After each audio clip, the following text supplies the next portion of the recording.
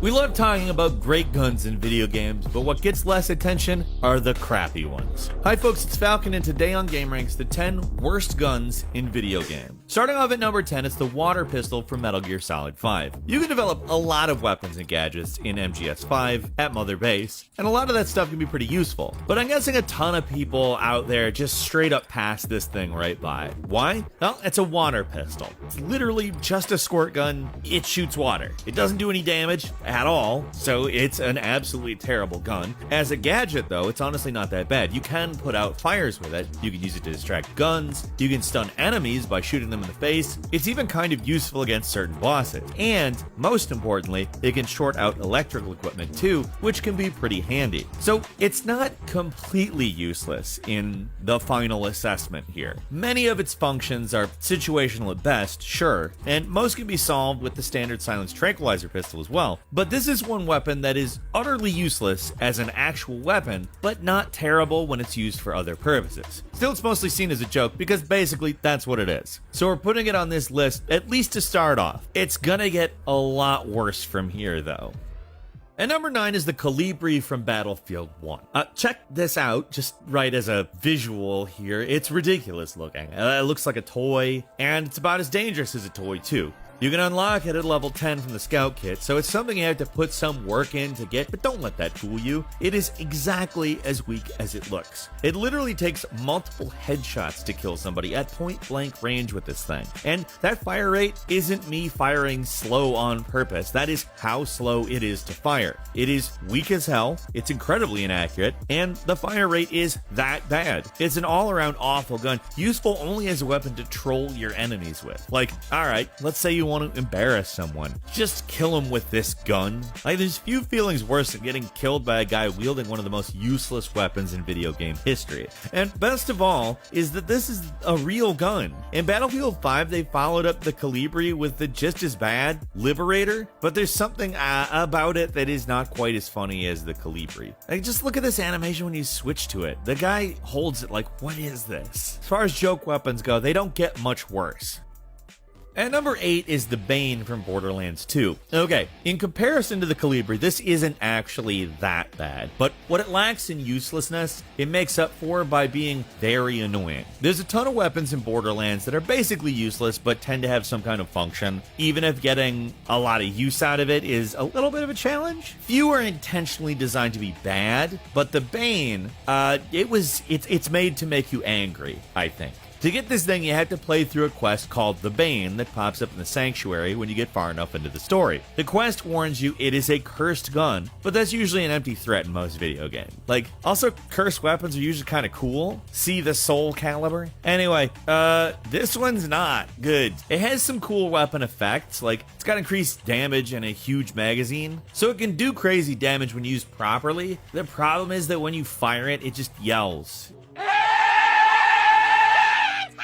It just like screeches and shouts while you are firing. And on top of that, it makes it so that you move really slowly. The slowdown makes the gun like only situational in its usefulness, but the constant yelling makes it unbelievably annoying to use. Reloading!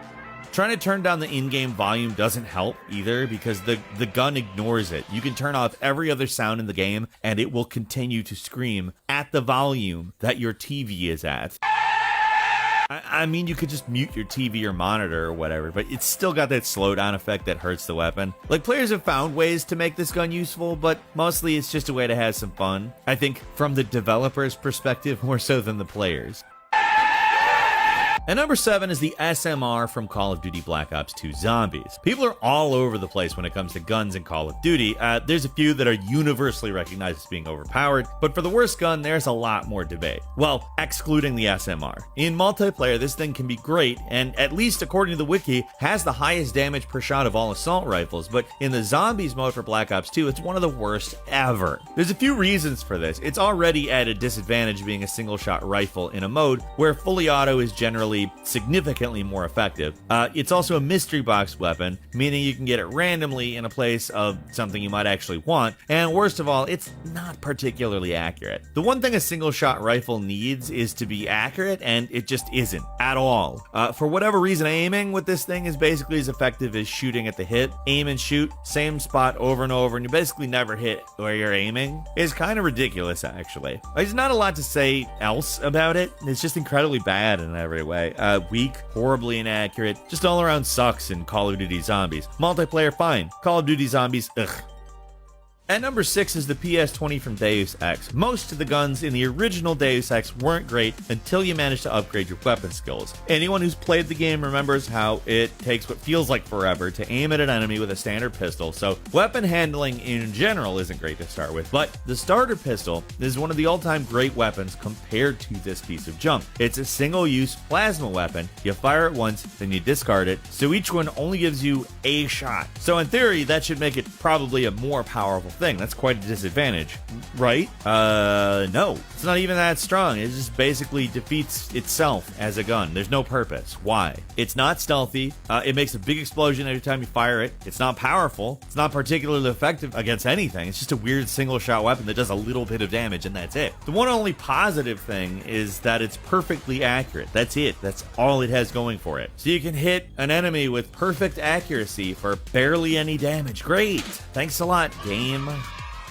And at number 5 is the Klob from GoldenEye. Like, what else needs to be said about the Klob? It's called the Klob. It's like they named it to sound like what it is. It's probably one of the most famous or infamous useless guns of them all. If you played GoldenEye multiplayer on the Nintendo 64, you know what we're talking about. It's named after Ken Lobb because of some last-minute copyright issues, and it's weak. It's horribly weak. It's inaccurate. It's slow firing. It's basically worse than everything else in the game. It took the same ammo as pistols, so if you got a pistol of any kind, that pistol would have been better than this SMG. It was so useless in multiplayer. I remember most of my friends would just stick with the slappers instead of using the Klob. When they picked it up, they just run around and melee people, and it was more effective than trying to shoot them with this cheap crap. I mean, in the story mode, it stays like still among the worst guns, but because the enemies are completely useless themselves, it's not completely useless as a gun. You can use it and not die, but in multiplayer, it's the worst thing ever. You can't hit anything with it. It's just a total joke. There's a reason this weapon is so infamous. You can, I guess, actually hurt your enemies though, so at least there's that.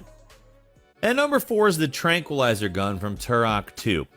This thing makes the Klob look good. Like, literally, it came out for the same system in the same era, and I remember thinking, this makes the Klob look good. Now, Turok 2 is well regarded for crazy weapons, most of which are very good, but it's a long list in terms of what is in the game, so there's bound to be a few stinkers, and the Trank gun is one of them. It doesn't do any damage. Obviously, it just knocks enemies out, which wouldn't be so bad, except that if you damage them while they're knocked out, they just wake up again. So, unless you can kill something in one shot, it's pretty pointless. On top of that, it can take multiple shots to even knock out standard enemies like Dinosaurs, so, I mean, it's not helpful that the ammo is rare too. You need plenty of it, and you're not gonna find a lot. In the original release on the Nintendo 64, ammo never dropped for this gun, due to a bug, specifically, which made it even more useless. But seriously, this is Turok 2, not Metal Gear Solid. Knocking out enemies is pointless in a shooter like this, especially when it takes multiple shots and doesn't even let you shoot them while they're down. Oh, one more thing, it straight up just doesn't work on about half the enemies in the game, so why this gun exists when you can get the charged dart rifle, which pretty much does the same thing but better in every way, we don't know.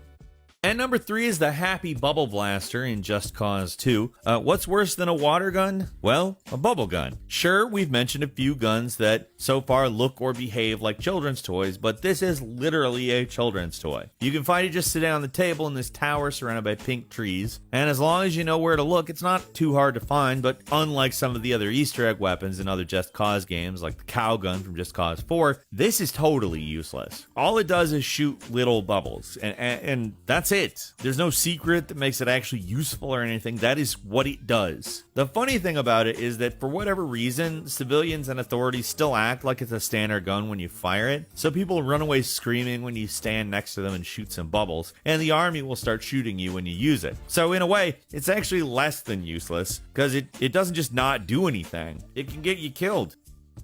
And number 2 is the anti-Gadoid gun from Dying Light. There's some pretty useful weapons hidden in the game, but this is not one of them. You can get the anti-Gadoid gun from the Legless Spider quest, but I hope you're ready to be annoyed by one of the most annoying quests in the game. Basically, you work for this dude named David who promises to give you a good weapon if you help him out. That's easier said than done, but if you go through all the trouble of collecting the meteorite samples for him, your reward is this.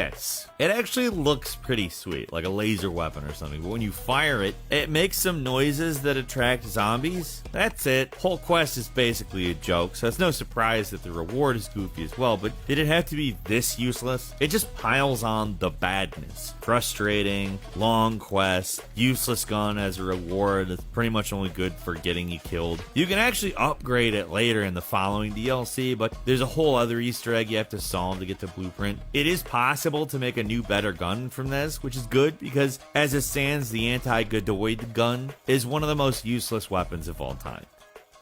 And finally, everything in the first episode of Daikatana. When the infamous ad said John Romero is about to make you his bitch, this is what they meant. Only a truly hateful, spiteful designer would be mad enough to put in this many useless, annoying, and frustrating guns in one game. And it's kind of impressive how terrible the weapon roster is, and is a crowning achievement in badness. The weird thing is, Daikatana is a game of multiple time periods split into different episodes, each one a different section and a different selection of weapons. Most of them are never great. The worst are found in the first episode by far. You know, the one that's supposed to introduce you to the game. Most games like to ease you in gently. Daikatana doesn't do that. Instead, it dumps you into a pea-green swamp of misery filled with some of the most annoying enemies you will ever fight in an FPS, and to deal with all of this, they give you an entire collection of terrible weapons to use. The starter pistol, the Ion Blaster, has shots that bounce off walls, and they're usually coming back to hit you in the face. There's also the Mine Thrower, which has an effective range about as big as its explosive radius, meaning you're going to get hit by your own explosions. The rocket launcher fires 2 rockets that spin around, so a lot of the time the giant hitboxes slam in the environment and damage you. Even the super weapon, the Shockwave, fires a stupid bouncing ball that often bounces back at you. Most of your arsenal from the first episode of the game has super weird hitbox to crazy bounce physics, or just is all around annoying to use, and they're often more likely to kill you than the enemies, so it's very, very upsetting and infuriating. The only gun that can't kill you by accident is a shotgun, and even that has the stupid drawback of firing 6 shots at a time and having that really annoying knockback. These guns are a big reason why Daikatana is considered to be so legendarily bad.